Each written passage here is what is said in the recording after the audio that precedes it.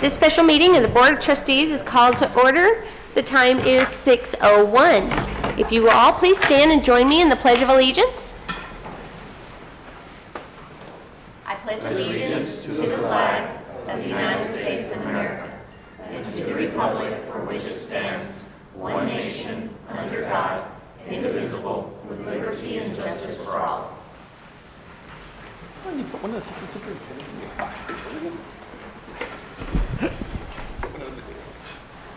Okay, item number 3, board workshop. Health plan design changes for the 2019-2020 school year. Mr. Carmona. Good afternoon, Board President Nájera, Dr. Espinosa, members of the board. My name is Mayra Carmona, Director of Employee Benefits and Risk Management. Today, Mr. Arias from Gallagher Consultants and I are here to present information related to recommendations and possible plan design changes to the district's medical plan. The following presentation summarizes data reviewed by our insurance consultant Gallagher. The information includes projected assumptions, rebate timeline for Express Scripts, which is our pharmacy benefit manager for plan year or as effective of July 1st, 2019, plan changes, alternatives, and next steps. And just to recap what we have implemented so far, mid-2016 or late 2016, administration presented a 3-year plan for plan design changes and so on and so forth. So up to this point, the board has approved 2 of those changes that were recommended. So without further ado, I'll let Mr. Arias take over the presentation, who will be going over those numbers. Okay.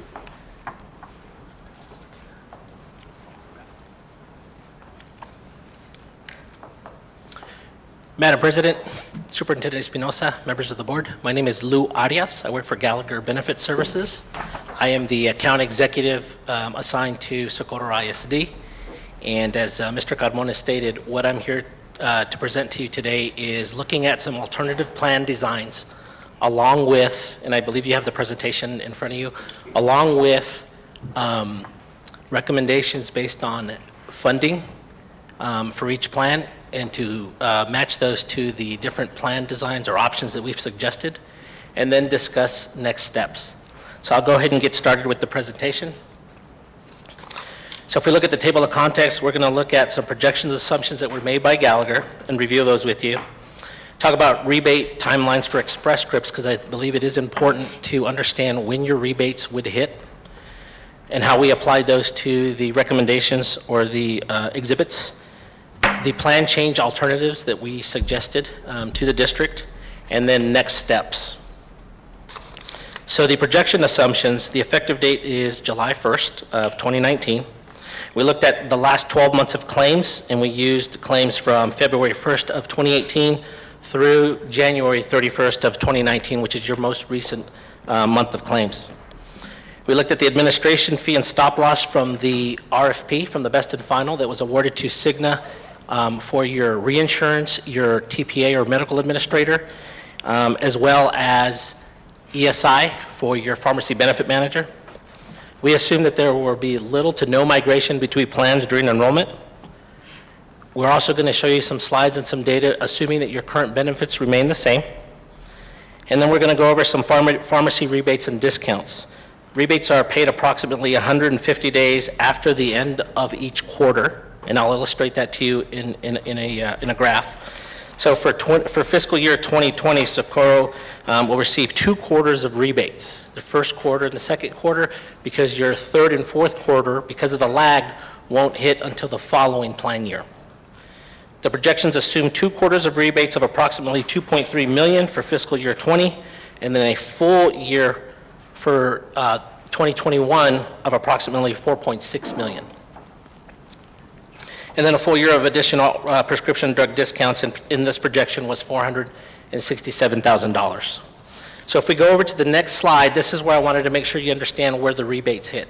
So there is a lag, and so if we look at your measurement period, so for your first quarter of July 1st through September of 2019, those rebates will hit approximately in March of 2020.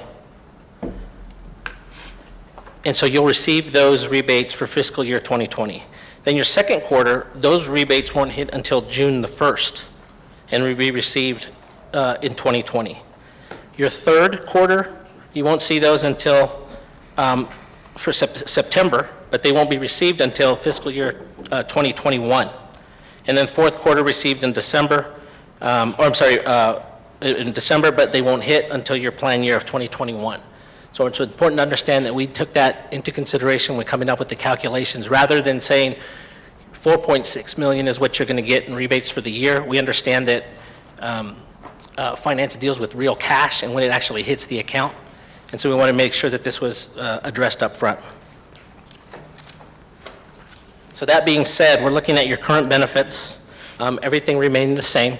When we started out with the RFP and started going into the best and final, we heard loud and clear that Socorro was very proud of the type of benefit packages that they provide to their employees. It's a very rich plan in comparison to some of the other plans that we see out there.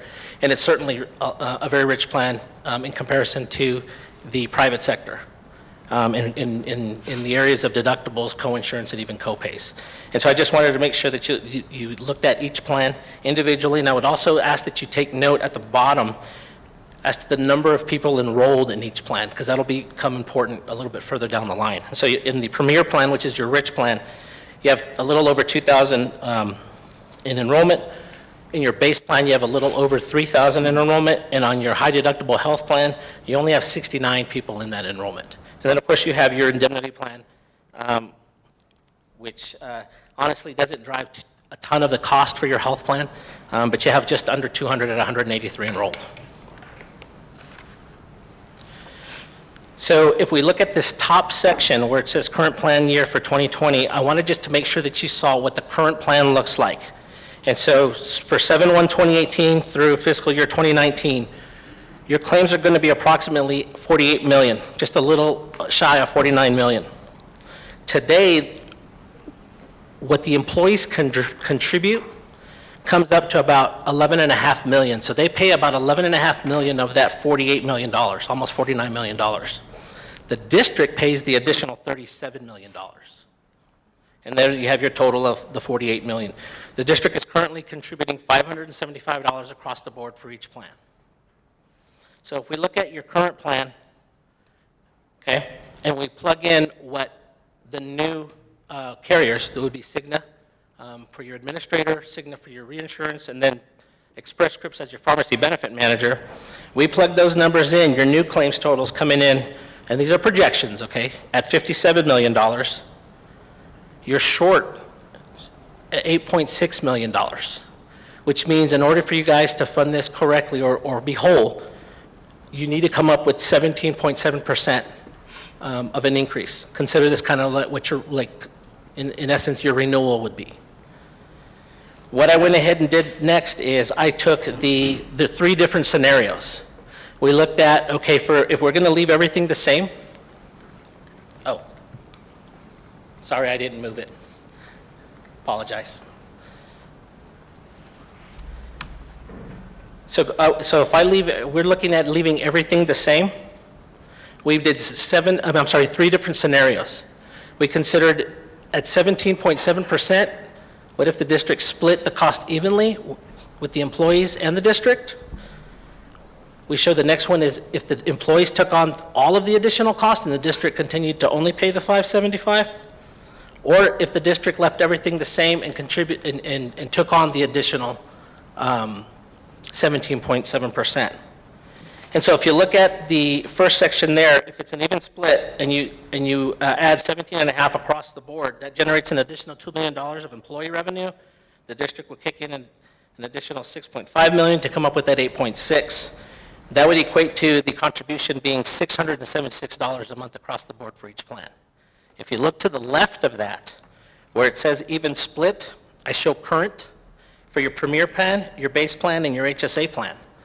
Your current deduction for the Premier plan is $120. If we did an even split, that would increase to $141.24.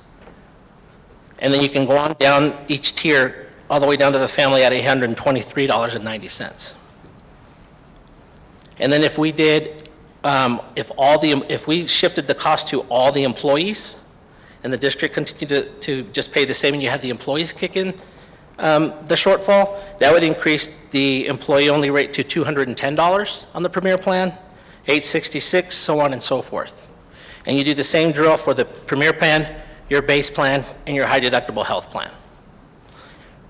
The last column on the right where it says all Socorro Independent School District, that's if you keep, if the district incurs and picks up the 17.7%, or that additional 8.6 million,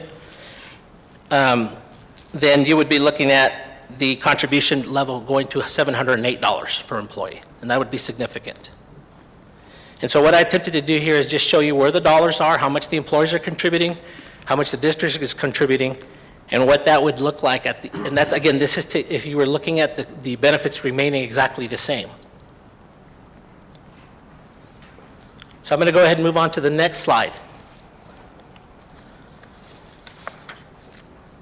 Actually, let me go back to, sorry. If we go to slide number 6, I'm showing your current benefits, and then we're proposing 3 different options on some changes.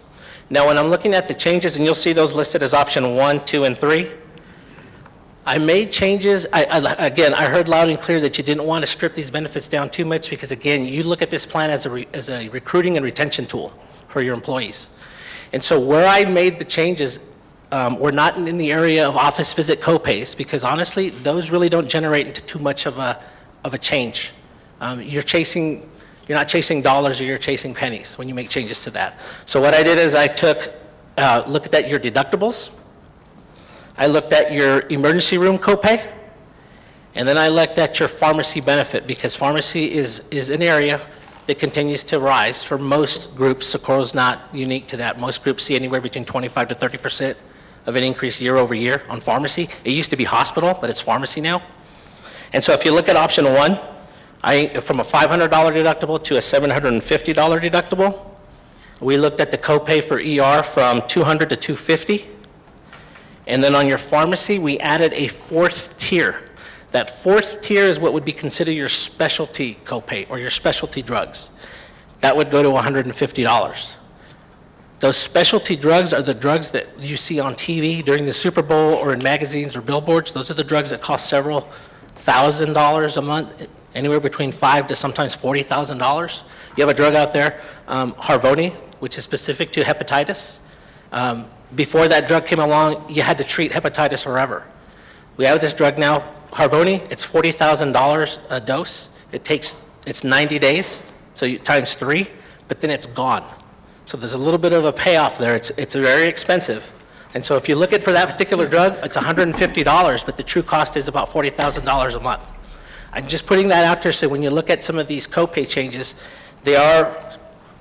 I'm not going to discount those and say they're not significant because when you go from $500 to $250, that's coming out of your employees' pockets.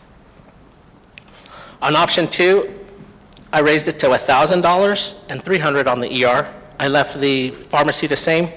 And then option 3, looking at it at $2,000 and a $500 copay. So if I fast forward, this will make a little bit more sense. I apologize, I'm jumping around. But if we look at slide number 8, I already showed you what it would look like if you left everything the same. If we moved over to the $750 or option 1, moving your $500 deductible to $750, and then making that change to your emergency room and adding those 4 tiers. If you're looking at, again, even split, you're looking at $138 an employee for your Premier plan. If you had the employees pick up the entire cost, $198. If you decided to leave it the same and contribute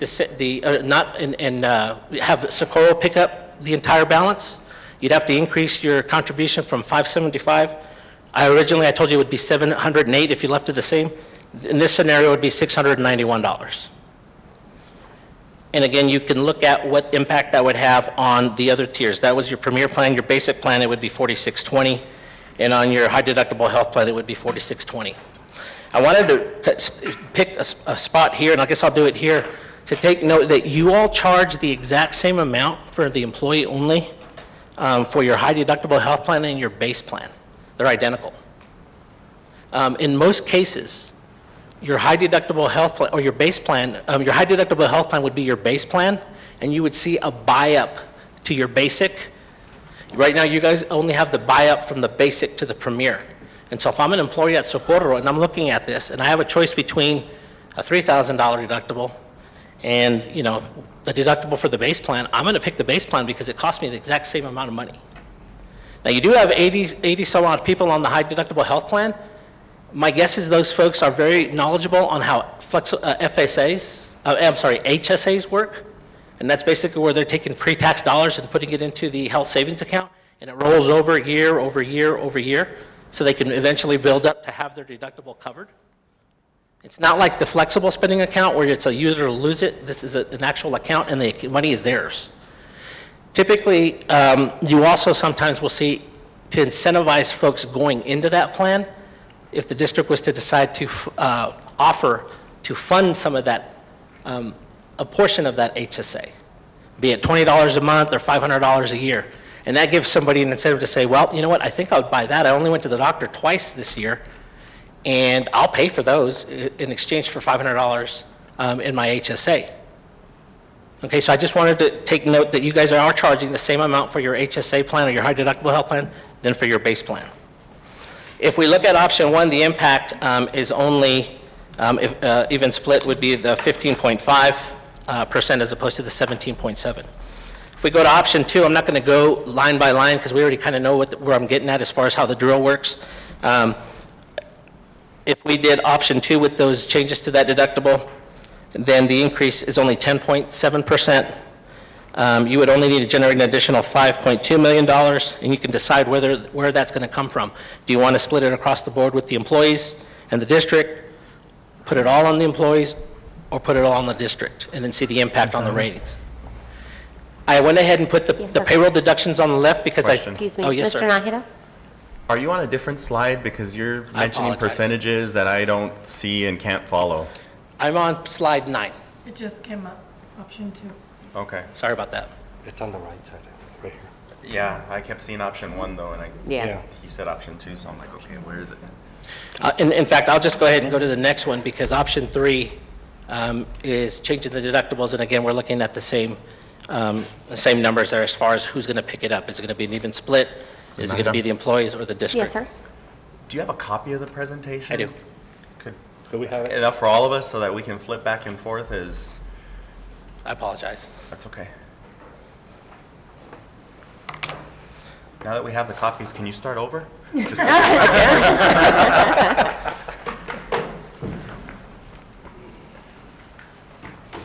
Thank you.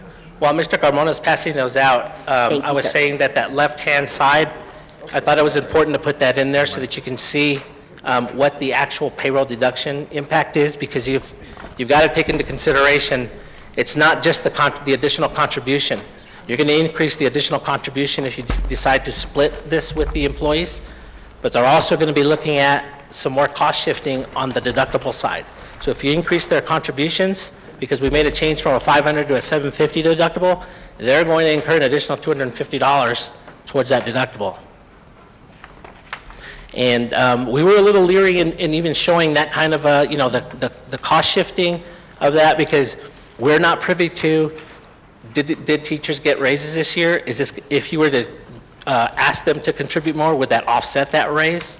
But we thought it was important to show you what the 3 different options, whether the district does it, you split it, or you give it to the employee.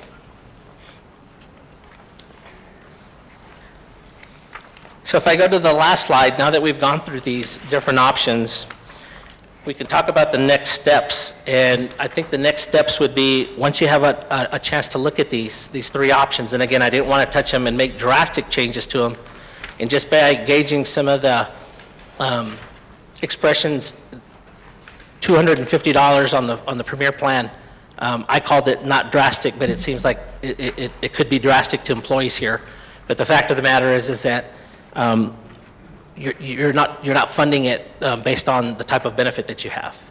And so we can continue going down the road of you're starting off at an $8.6 million shortfall, funding it the same, and then worrying about it on the backside and moving money around from the general fund to help offset that. Or do we start making steps on plan changes to help offset that, or a combination of plan changes and different contribution amounts? And so I think we need to determine if you want me to look at any additional plan changes.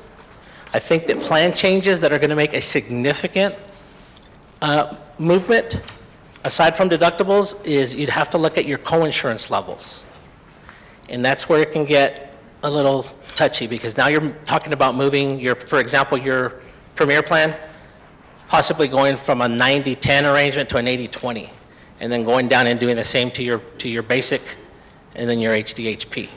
I'm just saying those are things that would make some more, a little bit more drastic dent in the shortfall.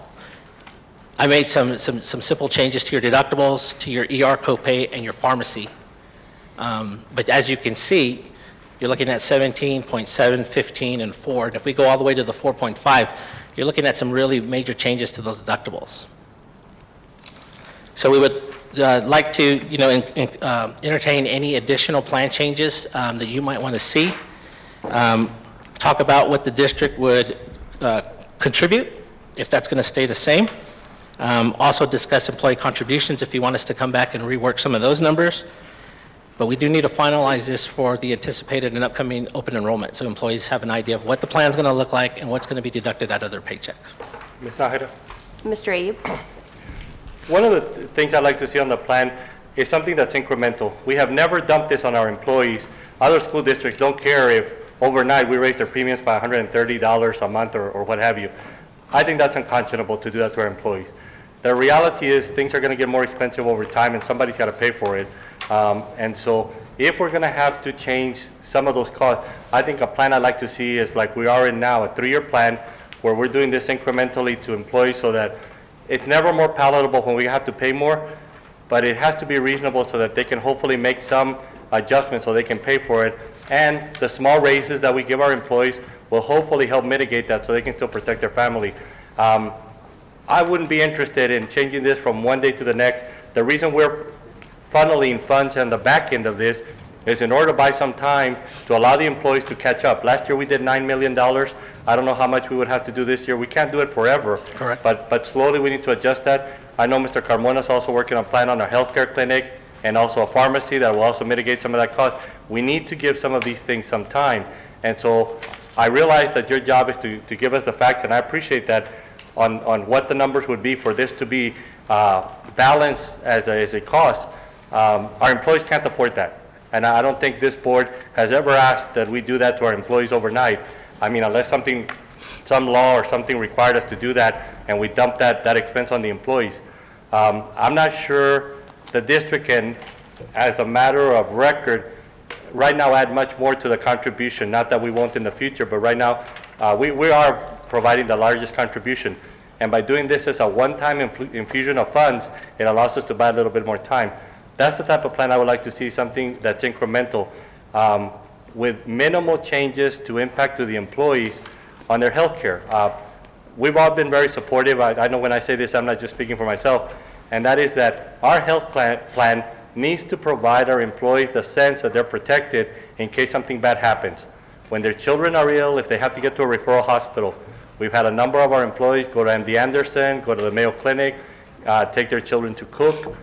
I can tell you, I talked to some of my other peers at work, people that even work with the city, that you know the language here. You're not eligible for this treatment. That just means the insurance isn't going to pay for it. And I don't want to put our employees in that situation. I never have. I wouldn't want to do that because they come to work every day. They have families and challenges that happen. And some employees come to work here because of our benefits. So as we're moving forward and as you're making recommendations on modifications to our health plan, I think that needs to be, from my opinion, I don't know how the rest of the folks feel, part of the plan that I would like to see. How do we do this in an incremental fashion, not to hurt employees? We already don't give them much of a pay raise because that's what we can afford, and I know it's always a source of discussion. Our associations advocate for the employees. They're doing their job correctly, and we listen and we try to do what we can. We cannot have this huge jump that will impact their take-home income when it's already, we haven't been able to give more. And so that's one of the things I would like to see on this plan. I realize some people are on the high plan, and by the way, the other way to interpret that is some folks are paying quite a bit of money for the same plan that some other people are getting, and if that's what they want to do, hooray, that's more revenue. You know, Agreed. in trying to do that balance, it puts the district at a deficit by moving a lot of more people that don't need to be in HSA into it, unless that's their choice. So that's some of the plans that I like to see working through there as you make some recommendations, and as we have to make some quick decisions on what the plan's gonna be, because I know enrollment is next month, or the month after next, Mr. Carmona? Yeah, so we are on year 3 of the plan. For argument's sake, let's implement year 3. Everybody knew what that was as we implement for the following year. Do we do another 3-year plan? Do we do something to do catch-up? Now, I realize we cannot afford, I sit on finance and some of you attend those meetings, we cannot afford to keep pumping in 8 million, 9 million, 8 million out of the general fund to make this solvent, but we do need to give this a little bit of time to get to a point that we can afford and our employees can afford it. Understood. Any other questions?